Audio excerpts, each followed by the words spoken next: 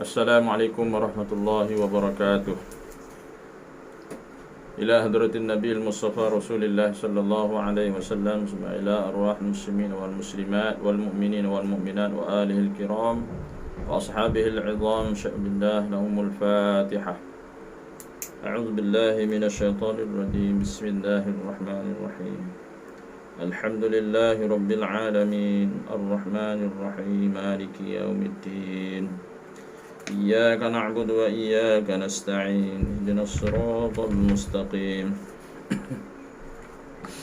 Siratal ladzina an'amta 'alaihim ghairil maghdubi 'alaihim waladdallin.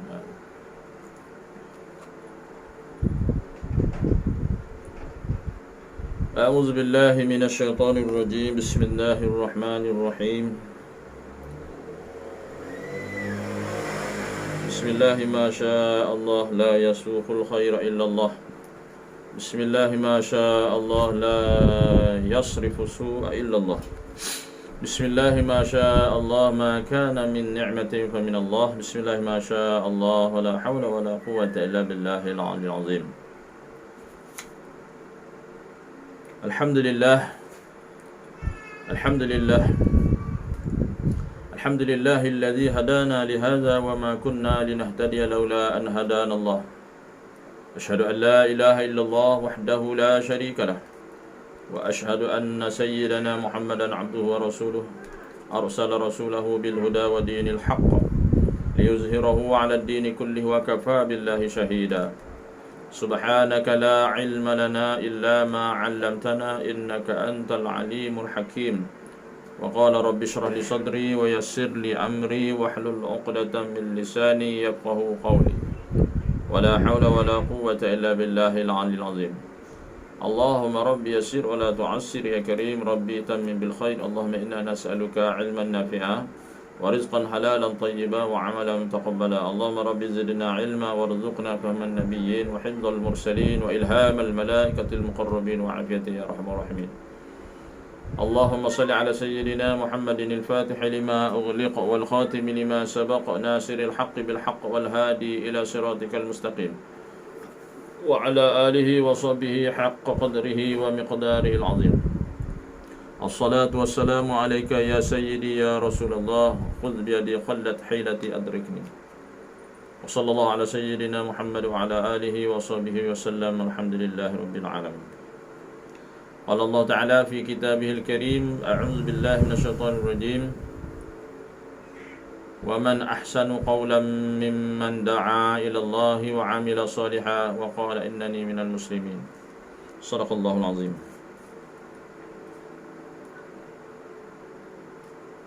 Yang saya hormati lagi dikasihi Tuan Pengerusi Surau Kampung Sungai Nipah, serta timbalan pengurusi yang dimuliakan Tuan-Tuan Imam, Tuan Bilal, Tuan Siak, Tuan Mendahari, serta pegawai dan ahli jawatankuasa surau, tuan-tuan dan puan-puan, muslimin dan muslimat, hadirin hadirat sidang jemaah yang dirahmati Allah SWT sekalian. Alhamdulillah wa syukurillah, segala puji dan syukur kita rafa'kan kepada Allah SWT kerana pada malam ini kita berkesempatan lagi dengan izin Allah secara live YouTube sebagai memenuhi jadual kuliah kita, itu kelas takmir kita. Semoga tuan-tuan dan puan-puan semua sihat walafiat, semua sihat. Sama-samalah kita memperbanyakkan doa kepada Allah SWT agar Allah beri kita umur sihat, umur tubuh badan yang sihat, panjangkan umur dalam kebajikan, murahkan luar rezeki, jauhkan segala bala bencana daripada penyakit.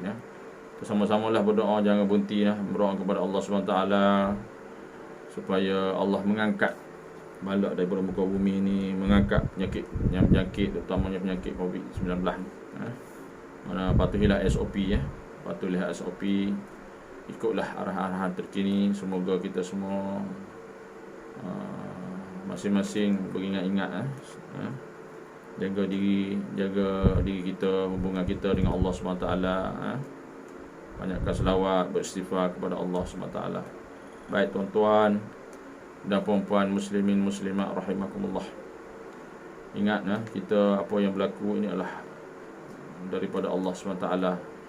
Maka kita jangan sekali mengeluh, jangan sekali menyalahkan orang itu orang ini.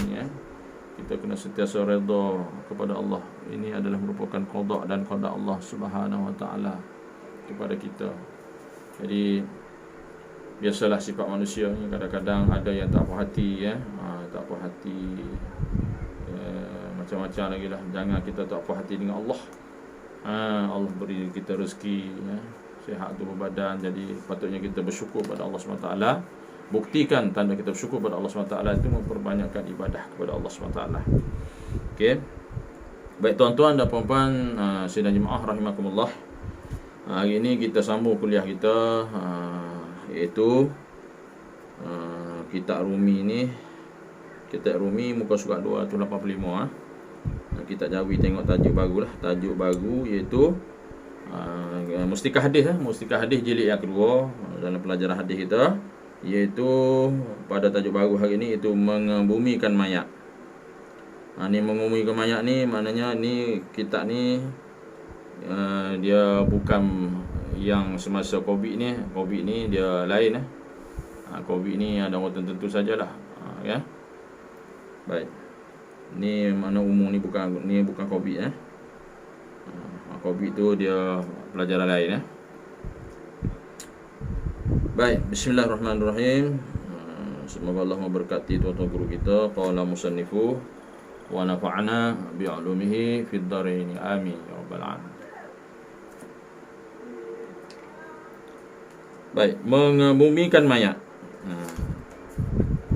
Seperti yang telah diterangkan, apabila seseorang Islam mati, wajiblah ia dimandikan, wajib dikafankan, wajib disembahyangkan, dan wajib dikebumikan. Wajib ni dia panggil fardu, fardu kifayah. Fardu kifayah. Jangan kita ambil pendekatan fardu kifayah membuat ke tak payah. Itu salah lah. Tapi kalau kita tengok-tengok betul juga membuat ke tak payah. Sebahagian yang buat, sebahagian tak buat. Tapi kita jangan ambil macam tu. Pakat tak payah belaka, mana tak buat. Jadi fardu kifayah maknanya kita mudah faham. Mana ada yang melaksanakannya, jangan tak ada langsung. Kalau tak ada buat langsung berdosa. Mana tu fardu kifayah. Mana sebahagian yang buat, sebahagian lain tak buat, kira lepas dah fardu kifayah. Kena faham. Kita tak sama fardu ain. Fardu ain ni atas diri sendiri. Dosa tadi kita tak boleh nak libatkan orang lain. Ni dia jemaah. Okey. Jadi apabila berlaku kematian, maka dikafankan, disembahyangkan dan dikebumikan. Itu wajib bagi kita yang hidup lah. Baik, kita fardu kifayah. Menurut huraian ulama rahimahullahu taala, kita tengok nota kaki itu nombor 69. Allahumma salli ala sayyidina Muhammad.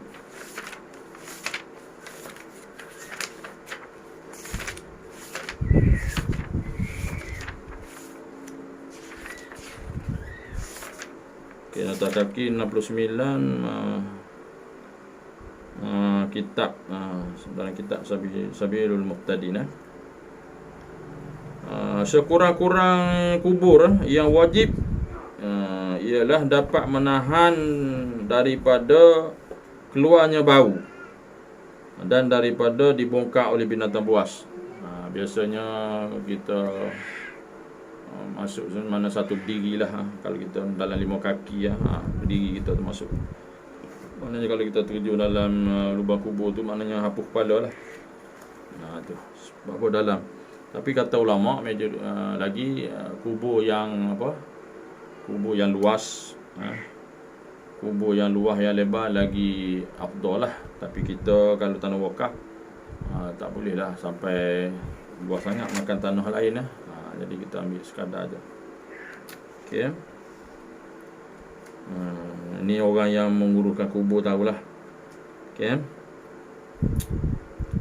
Kalau tak dalam dia berbau. Lagi satu, kalau tak dalam dikorek binatang buas, rimau ke apa ke, Jadi makan, jadi berat kita, kena tangguh juga lah. Okay, tapi tak berlaku lagi lah. Baik. Batu setengah-setengah kubur sekarang ni ada pagar dari keliling, maknanya binatang buah. Sebabnya selok macam tu lah. Tidak dimasuki oleh lembu, kerbau je. Ada juga malang yang sedih hari ni, ada orang lepas lembu, kerbau, anjing yang masuk dalam kubur, atau kencing berok atas kubur, jadi najis kubur tu. Mana orang yang bela lembu tu berdosa lah.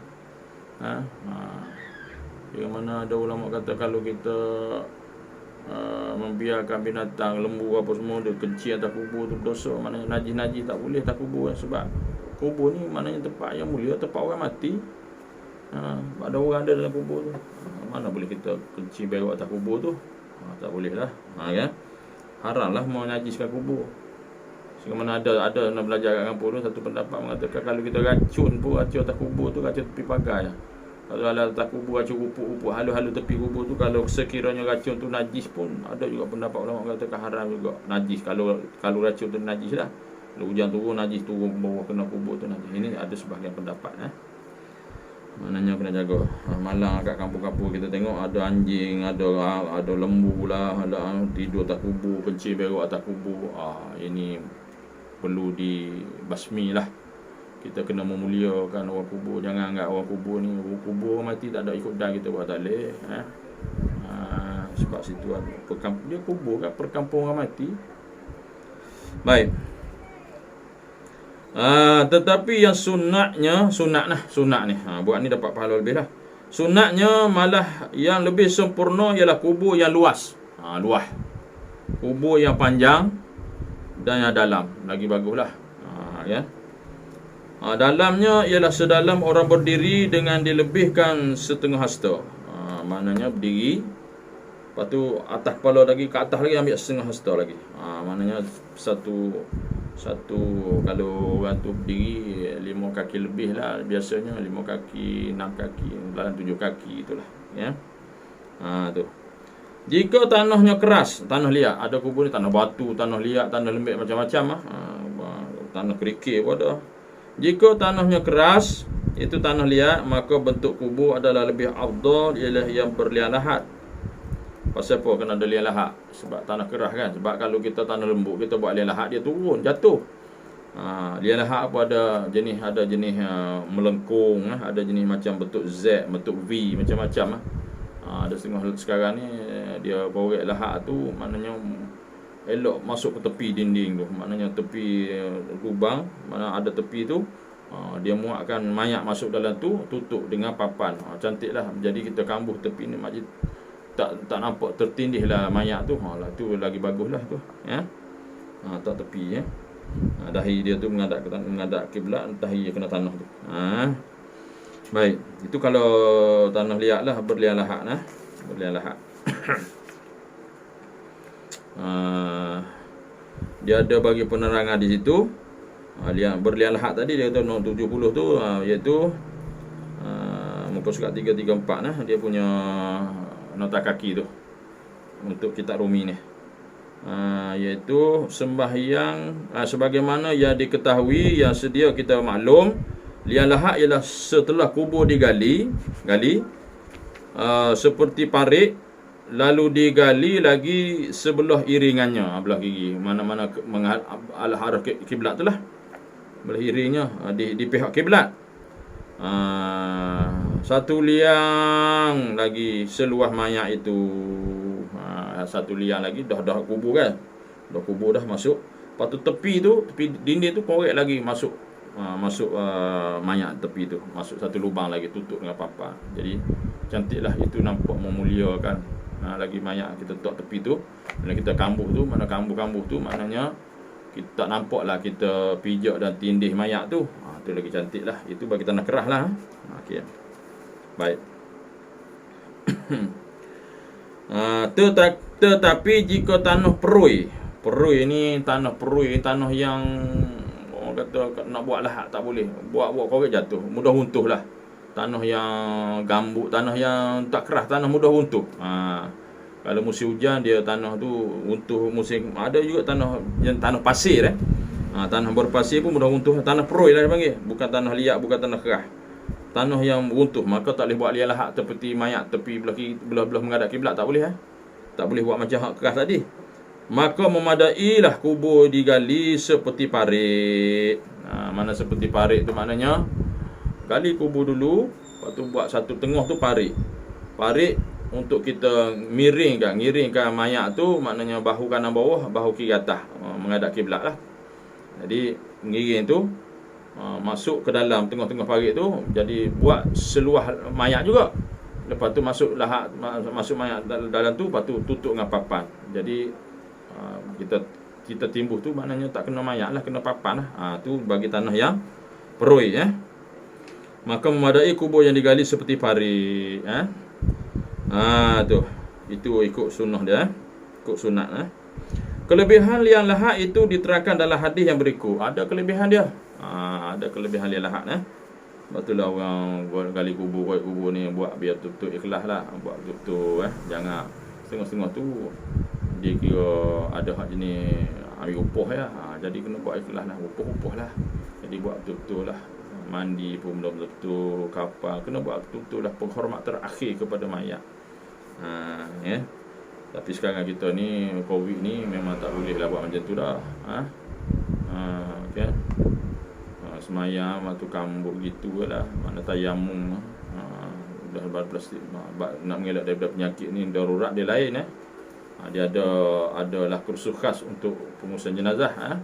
Dia ada tim-tim jugalah ustaz-ustaz Jabatan Agama yang mengendalikan jenazah mayat Covid ni. Bukan sebarangan yang ada ilmu lah. Okay. Baik. Kita tengok hadis yang bernombor 237. Hadis 237. An Ibn Abbas radhiyallahu anhu qala an-nabiy sallallahu alaihi wasallam al-lahdu lana wasyaqqu li ghairina. Wasyaqqu li ghairina. Rawahu Tirmizi. Riwayat Tirmizi wa ghairuhu dan lain-lain perawi hadis. Maknanya banyak di sebalik riwayat Tirmizi, hadis ini dia oleh Imam At-Tirmizi dan ada lain-lain perawi hadisnya. Maksud dia daripada Ibnu Abbas radhiyallahu anhu, katanya Nabi Muhammad sallallahu alaihi wasallam bersabda, kubur yang berliang lahat lebih afdal, kubur yang berliang lahat lebih afdal bagi kita umat Islam, dan kubur yang digali seperti parit adalah pilihan bagi umat-umat yang lain.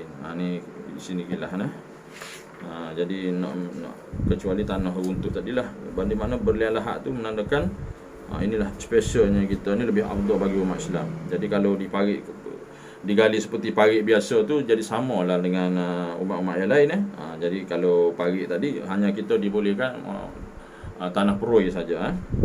Itu penjelasan dia. Ada juga dalam ditulis di sini dalam kitab Tuhfatul Ahwazi jilid 4 muka surat 144, dia kata umat-umat yang lain dimaksud sini yakni daripada kalangan orang-orang yang beriman iaitu pengikut nabi-nabi yang telah lalu, yakni sebelum zaman Nabi Muhammad sallallahu alaihi wasallam. Jadi kita umat Nabi Muhammad saja yang ada berliang lahat macam yang kita buat sekarang. Itu beza khilaf situ. Baik, tuan-tuan dan puan-puan muslimin muslimat sidang jemaah rahimakumullah. Allahumma salli ala sayyidina Muhammad wa ala ali sayyidina Muhammad. Sebahagian ahli hadis mengatakan bahawa hadis ini hadis sahih. Manakala sebahagiannya mengatakan hadis hasan. Hasan baiklah. Dan ada pula yang mengatakan hadis dhaif. Hadis dhaif ni hadis yang lemah dari segi periwayatnya. Jangan jadi macam satu puak tu. Mengatakan hingga memalsukan hadis dhaif. Beratlah. Memasukkan hadis dhaif ni satu perkara yang beratlah. Hadis dhaif tak ada masalah. Dan ada juga hadis yang lain boleh menguatkan hadis dhaif jadi sahih. Ni ada setengah sebagai ada sahabat-sahabat kita di luar sana tak nak terima hadis dhaif. Yang lebih teruk lagi, dia memalsukan hadis dhaif, memaudhu'kan hadis dhaif. Dia kata, buat apa nak belajar hadis dhaif? Hadis sahih banyak. Ini perkara yang tak sepatutnya berlaku lah. Makan macam lah dia tu pakar hadis. Kita ikutlah para ahli ulama, kita bukan pakar hadis. Macam-macam ni akhir zaman ni, fitnah terhadap agama ni bukan daripada orang biasa, daripada kalangan-kalangan ilmu agama macam-macam saya ni lah. Minta jauh lah, insyaAllah. Jadi kita nak yang betul-betul mengikut acuan ahli sunnah wal jamaah yang sebenar. Walau bagaimanapun hadis ini menjadi dalil bahawa kubur yang berlian lahat lebih afdal, lebih utama. Kerana banyak hadis-hadis yang lain menyokongnya. Jadi hak daif tadi pun boleh jadi sahih sebab banyak yang menyokong. Di antaranya ialah hadis riwayat Rawiyah Ibnu Abi Syaibah daripada Abdullah bin Umar radhiyallahu anhuma yang menerangkan bahawa kubur Nabi Muhammad sallallahu alaihi wasallam sendiri berlian lahat. Jadi kita ikut siapa? Ikut sunnah Nabi, berlian lahat. Demikian juga kubur Sayyidina Abu Bakar dan Sayyidina Umar. Ni ada nota kaki dia. Dalam juga ada disebut dalam kitab Tuhfatul Ahwazi. Jilid 4 muka surat 145. Boleh rujuk dalam kitab Tuhfatul Ahwazi. Dalam kitab lain lah. Ini juga disokong oleh sebuah hadis sahih. Ini disokong sebuah hadis sahih. Riwayat Muslim. Riwayat Muslim ni nota kaki dia hadis sahih Muslim dalam bab bi syarah An-Nawawi, jilid 7 muka surat 33 ada dalam syarah An-Nawawi Sahih Muslim bahawa Sa'ad bin Abi Waqqas radhiyallahu anhu semasa hampir mati dia berwasiat supaya kuburnya berlian lahat seperti mana Rasulullah sallallahu alaihi wasallam. Tengok sahabat nak mati pun dia bersedar sebab sempat lagi berwasiat supaya kuburnya sama dengan kubur Rasulullah. Mana cintanya mereka kepada Rasulullah sallallahu alaihi wasallam. Jadi hari ni macam-macam tuan-tuan sedih, kita kadang-kadang fikir nak menangis, kadang-kadang sampai membida'ahkan apa-apa amalan-amalan walaupun dia kata Nabi tak buat, hingga mana menolak macam-macam lah, selawat ini tak boleh. Jadi seolah-olah nampak mereka tu nampak sangat macam mencintai Rasulullah sallallahu alaihi wasallam, tapi sebenarnya dia mengajak manusia supaya jauh daripada Rasulullah, menghalang selawat ni, contohnya mengharamkan selawat tafrijiyah contohnya. Allahu akbar. Selawat mana ada haramnya? Macam-macam selawat. Bila bersebut selawat pada Nabi sallallahu alaihi wasallam tak ada yang haram, tapi ada juga mengharamkan selawat tafrijiyah lah, selawat tibbil qulub lah, macam-macam lah. Ni orang yang tak faham agama lah. Allahu akbar, sedih hari ni.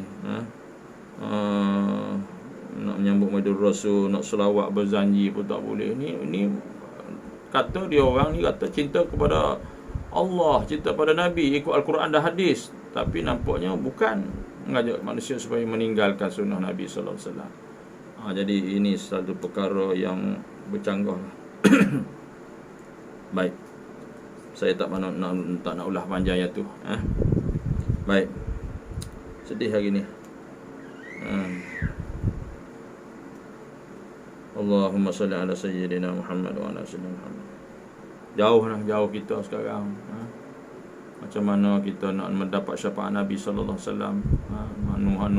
Halang selawat ni, halang macam-macam, halang perkara-perkara yang mendekatkan diri kita kepada Allah, perkara-perkara yang mendekatkan amalan-amalan yang mendekatkan kita kepada Nabi, untuk melahirkan kecintaan kita kepada Nabi sallallahu alaihi wasallam. Orang sekat gitu gini-gini. Alasannya tak boleh buat, Nabi tak buat. Adakah yang Nabi tak buat semua bid'ah? Nabi tak larang, lagi mana tak ada hadis yang larang, tak ada, Nabi tak larang, ulama tak larang, tidak ada dalil yang mengharamkan. Mana kalau bid'ah apa bid'ah hasanah benda yang baik. Allahu akbar. Ini halang sampai bergaduh-gaduh. Allahu akbar. Musim-musim Covid itu duk bergaduh lagi, bab khilafiyah. Allahu akbar. Ni nak kiamat macam-macam lagi. Tak tahulah. Jadi saya mengajukan diri saya supaya kita selamat daripada fitnah akhir zaman ni. Selawatlah, saya pun istiqamah insya-Allah. Selawat 1000 kali sehari, barulah ada kecintaan kita kepada Nabi sallallahu alaihi wasallam. Itulah kita nak mendapat syafaat Nabi sallallahu alaihi wasallam. Baik, dalam pada itu alim ulama rahimahullah taala sekata menerangkan bahawa kedua-dua jenis kubur yang berlian lahat dan tidak berlian lahat. Dia ada yang berlian lahat dan tidak ada berlian lahat. boleh belaka, katanya boleh belaka. Cuma afdal yang bolehlah. Tengok keadaan. Tu tak tengok yang macam darurat lagi, macam banjir apa semua, ada air takung dalam kubur, itu kena buat dalam dalam kotak, dalam keranda, tu lainlah. Baik, boleh belaka. Dan hadis-hadis yang tersebut hanya sekadar menyatakan yang berlihat itu lebih afdal. Jika tanah kubur itu ada tanah liat dan tidak dibimbangi runtuh, mana afdal, lebih afdal. Kita nak lebih baiklah. Kan? Macam kita beli ikan lah kat pasar, sama je harga. Tapi kenapa kita pilih? Kita nak pilih hak elok. Hak elok, hak perut tak pecah. Contoh gitulah, contoh. Jadi kita nak yang terbaik lah. Kan? Jadi kalau boleh, boleh, tak ada lah. Baik tuan-tuan, sudah sikit lagi ya. Insya kita berhenti lah. Habis tajuk tu agak-agak faham lah. Tengok kalau tak faham boleh tanya saya lah. Boleh WhatsApp saya ke apa ke. Baik, seterusnya menjaga kehormatan mayat. Ini pun penting juga. Semasa menggali kubur, jika terjumpa tulang-tulang orang mati, maka hendaklah ditanam di situ dengan sebaik-baiknya. Mungkin gali-gali kubur tu takut kubur-kubur lama kan tergali orang lama, ternaik tulang tu. Maknanya elokkan daripada situ tempat lain lah. Kena tanam balik lah. Ini diterangkan dalam hadis berikut, hadis yang bernomor 238. An Aisyah radhiyallahu anha anna Rasulullah sallallahu alaihi wasallam qala kasru 'azmil mayyit ka kasrihi hayya. Rawahu Abu Daud. Ini hadis sahih riwayat Abu Daud. Daripada Aisyah radhiyallahu anha bahawa Rasulullah sallallahu alaihi wasallam bersabda, dosa mematahkan tulang orang yang telah mati sama seperti dosa mematahkannya semasa ia hidup. Ini larangan sama. Kita mati, orang mati kita mandi, kita jangan kasar-kasar dia. Jadi kalau kita buat nyanyi pada orang mati, sama ada hidup dak keadaan kubur tulang-tulang kita nak sama, kita buat nyanyi masa hidup lah. Kita kena memuliakan. Betul, orang yang menggurukan jenazah jangan kasar-kasar. Ni buat kasar-kasar, basuh mandi orang macam basuh ikan, tak boleh lah. Kena memuliakan. Memanglah mati tapi roh dia berpisah dari jasad, rohnya tak mati. Jadi kena jagalah, kena memuliakan orang yang mati. Samalah, jumpa tulang orang mati tak boleh. Kena memuliakan. Kalau mematahkan tulang orang mati menyakiti juga, sama dia hidup, sama macam dia hidup lah. Sama juga ada larangan kata ulama, kita pergi kubur kita jangan langkah. Kalau kita langkah kubur tu, langkah orang dalam kubur tu, sama kita langkah orang masa hidup lah. Dia ada pendapat kata haram, haram langkah. Kalau tak perasan tak lain lah. Jadi kita kalau masuk kubur tu jangan langkah lah. Kita pergi ke tepi, ni langkah, duduk atas kubur. Atas kubur pula ada belendan, ada kebuk tu yang tulis bismillah. Kita duduk atas tu, duduk atas ayat Al-Quran tu, haram lah. Banyak orang pergi kubur ni tak jaga perkara-perkara yang tersebut. Banyak orang yang gelak-gelak, isyak rokok, tak melahirkan kesedihan lah. Orang kubur, orang yang dah mati tu sepatutnya, walaupun bukan keluarga kita, kita kena menunjukkan kesedihan tu, bukan gelak-gelak ketawa. Ini sedih lah. Hati-hatilah. Sehingga mana ada pendapat mengata melihat apa tulisan-tulisan kat kubur pun boleh hilang, boleh apa kata hilang hafalan. Okay? Baik. Daripada hadis ini dapatlah kita fahami bersama bahawa orang yang telah mati samalah keadaannya seperti orang yang hidup. Ingat tu? Saya ulang nak bagi faham. Ulang ni. Bahawa orang yang telah mati itu samalah dengan keadaan seperti orang yang hidup. Jadi walaupun dia mati dalam kubur, sebenarnya dia hidup cakap ke kubur dia tu. Dia panggil perkampungan kubur. Jadi jangan kita menyatakan kubur dia jauh-jauh, perkampungan kubur orang tak ada pergi dah. Jangan, ada hubungan. Sehingga mana kita masuk kubur, kita pergi salam, tapak kaki orang pergi kubur pun, orang dengar kita pergi salam pun dia jawab. Cuma tak dengar kat kita lah. Kalau kita lalu kat kubur, kita bagi salam, Assalamualaikum, orang kubur jawab Waalaikumsalam. Pakat lari habis lah tuan. Jadi maknanya jelas, kita bagi salam pergi, cuma jangan. Tapi setengah pendapat mengatakan kita pergi ziarah kubur, kita doa baca Yasin, orang kata pergi puja kubur, bid'ah, sesat pergi puja kubur. Dia kena faham apa makna puja. puja tu macam pacak lilin kau minta nombor ekor, menurun puja kubur, bukan minta dalam kubur, minta ngaji. Itu memang tak boleh lah. Tapi kalau kita ziarah kubur, kita berdoa baca Yasin ke talqin ke, baca apa-apa qul huwallah, kita ziarah kubur kan baca qul huwallah 11 kali apa semua kan. Doa semua. Kita bukan minta kat kubur. Kita doa kepada Allah SWT, moga Allah rahmati. Kalau kubur baginda Nabi ke, kita bukan pergi puja kubur. Kita minta dengan Allah, bertawassul dia panggil. Okey. Ni maka Rasulullah ni sahabat Sayyidina Abu Bakar, kita minta dengan Allah. Jadi bertawassul pada orang yang mati, orang yang mulia, tak ada masalah. Jangan kita mudah-mudah membida'ahkan, mengharamkan. Tak ada dalil yang mengharamkannya. Jadi kena faham. Baik. Okey.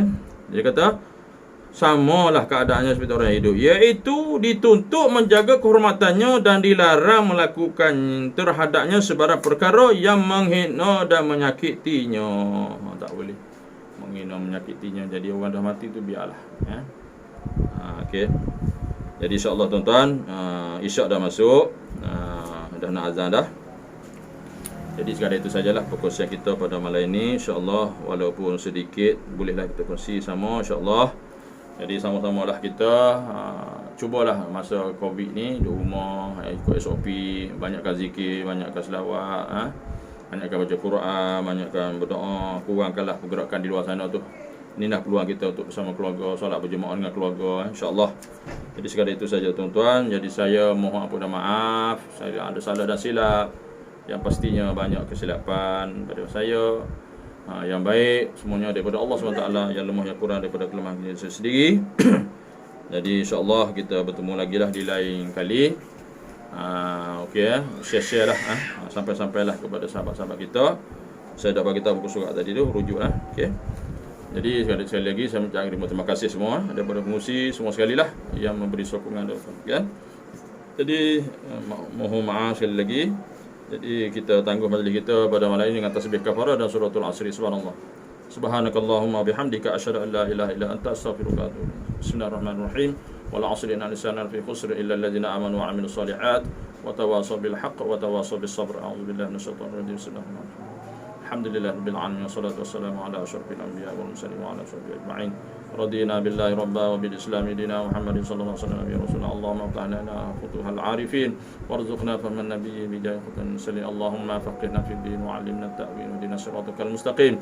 Allahumma arina al-haqqa haqqan warzuqna ittiba'ahu wa arina al-batila batilan warzuqna ijtinabah. اللهم اجعل جمعنا هذا جمعا مرحوما وتفرقنا من بعده تفرقا معصوما وصلى الله على سيدنا محمد وعلى آله وصحبه وسلم والحمد لله رب العالمين. تقبل الله منا ومنكم تقبل يا كريم. هذا بالله التوفيق والهداية. السلام عليكم ورحمة الله وبركاته.